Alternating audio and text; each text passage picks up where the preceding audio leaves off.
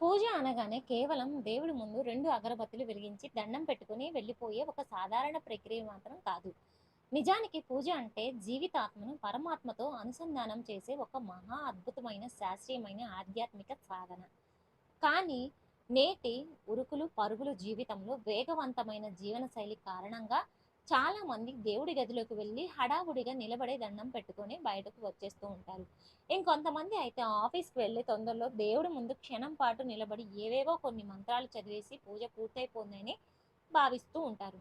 అయితే శాస్త్రాల ప్రకారం జ్యోతిష్య నిపుణులు చెబుతున్న దాని ప్రకారం ఇలా నిలబడి పూజ చేయడం అనేది పూర్తిగా శాస్త్ర విరుద్ధం. మరి నిలబడి పూజ ఎందుకు చేయకూడదు? కూర్చొని పూజ చేయటం వల్ల దాని వెనకున్న లోతైన శాస్త్రీయ, ఆధ్యాత్మిక రహస్యాలు ఏంటి? పూజా సమయంలో మనం ఏ దిక్కున కూర్చోవాలి? పూజ ద్రవ్యాలు ఎలా అమర్చుకోవాలి? అనే అత్యంత ముఖ్యమైన విషయాల గురించి ఇప్పుడు మనం ఈ వీడియోలో తెలుసుకుందాం. పూజ చేసేటప్పుడు మనిషికి అత్యంత అవసరమైనది ఏకాగ్రత మరియు సంపూర్ణ శరణాగతి. మనం నిలబడి ఉన్నప్పుడు మన శరీర బరువు అంతా పాదాల మీద పడుతుంది. తద్వారా గురుత్వాకర్షణ శక్తి వల్ల రక్త ప్రసరణ ఎక్కువగా కింది భాగాలకే జరుగుతుంది. దీని వలన మనస్సు నిలకడగా ఉండదు. మెదడుకు తగినంత విశ్రాంతి లభించక ఏకాగ్రత పూర్తిగా చెదిరిపోతుంది.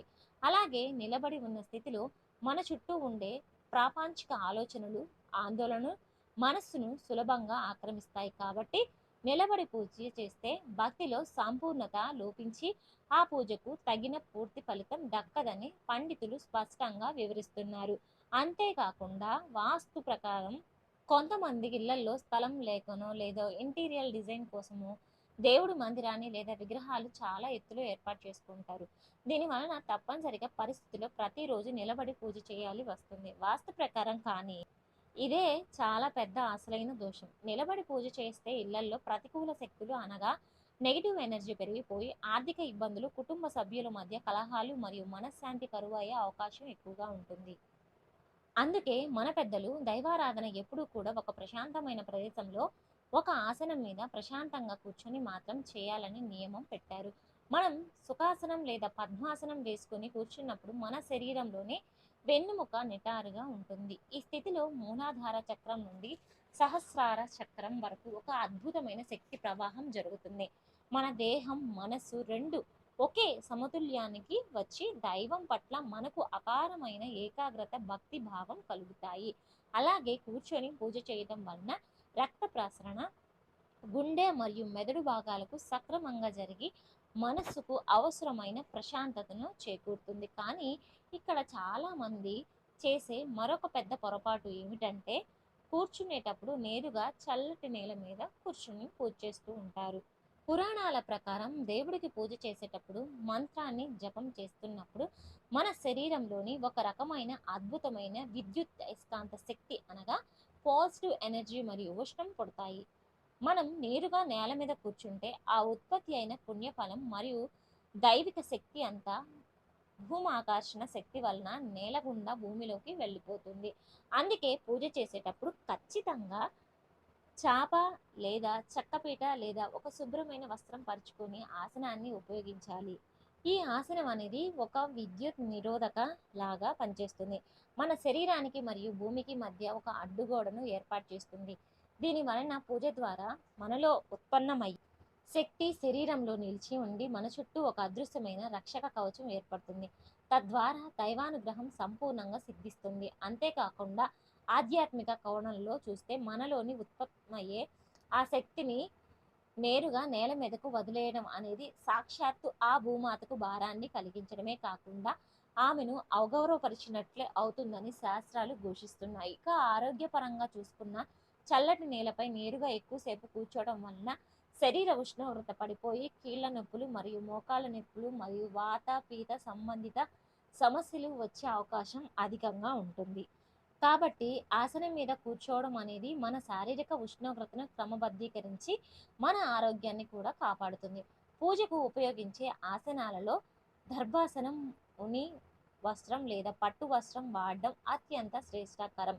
ఇక పూజా మందిరంలో మనం కూర్చునే దిశ మరియు వస్తువులు అమరిక కూడా పూజా విధానాన్ని రెట్టింపు చేస్తాయి. పూజ చేసేటప్పుడు మన ముఖం ఎప్పుడూ కూడా తూర్పు దిశ వైపు లేదా ఉత్తర దిశ వైపు మాత్రమే ఉండేలాగా చూసుకోవాలి. తూర్పు దిక్కు సూర్య భగవానుడికి నిలబడి కాబట్టి ఆ దిశగా తిరిగి పూజ చేస్తే సకల రోగాలు నశించి ఇంట్లో సానుకూల శక్తి అనంతరంగా పెరిగిపోతుంది.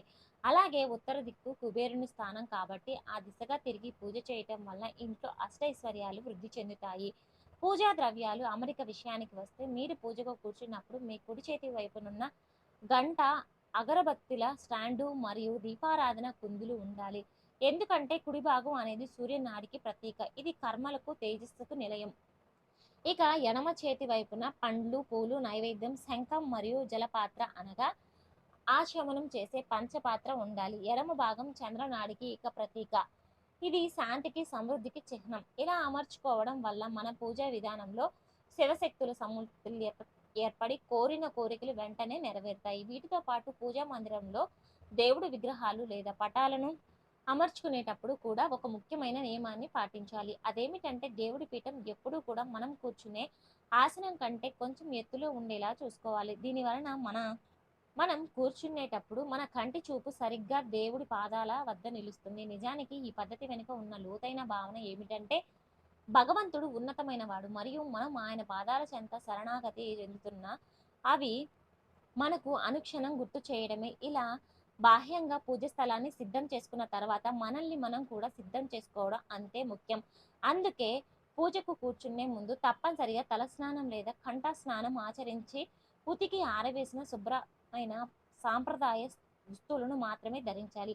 ఇలా శారీరక సిద్ధి పూర్తి అయిన తర్వాత మన అంతర్గత శుద్ధి అనగా మనసు ఏకాగ్రత ప్రధానం. అందుకే పూజ చేస్తున్నంతసేపు మనసులోని ప్రాపంచిక విషయాలను, ఆఫీస్ పనులను లేదా ఇంటి సమస్యలను గురించి ఆలోచించకుండా మన దృష్టంతా ఆ దైవం పనే లగ్నం చేయాలి. ఇక్కడ చాలా మందికి వచ్చే మరొక పెద్ద సమస్య ఏమిటంటే పూజ కోసం దేవుడి గదిలోకి వెళ్ళినప్పుడు అసలు ఎప్పుడు నిలబడకూడదా అని. దీనికి శాస్త్రం చెబుతున్న సమాధానం ఏమిటంటే పూజ మొత్తం ఆసనం పైన కూర్చొని ప్రశాంతంగా పూర్తయిన తర్వాత చివరగా స్వామివారికి మంగళహారతి అనగా కర్పూర నిరాజనం ఇచ్చే సమయంలో అలాగే మంత్రపుష్పం సమర్పించే సమయంలో మాత్రమే మనం నిలబడాలి. ఆ సమయంలో నిలబడి చేతులు జోడించి మనం సంపూర్ణ భక్తి ప్రపత్తులను ఆ దైవానికి చోటు చూసుకోవాలి. ఇక పూజ ముగిసిన తర్వాత వెంటనే లేచి వెళ్ళిపోకుండా ఆ ఆసనం మీద 1, 2 మరియు 2 నిమిషాల పాటు ప్రశాంతంగా కూర్చొని ధ్యానం చేయాలి. ఆ తర్వాత భగవంతుడు తెలిసి కానీ తెలియక కానీ నేనేమైనా తప్పులు చేసి ఉంటే నన్ను క్షమించి నీ కృపా కటాక్షాలు మా కుటుంబం పైన ఉంచు అని అపరాధ క్షమాపణ చేసుకోవాలి. చివరగా మీరు కూర్చున్న ఆసనం కింద నేలను కుడి చేతి ఉంగరం వెలుతో తాకి కళ్ళను అద్దుకొని తర్వాతే అక్కడి నుండి లేవాలి.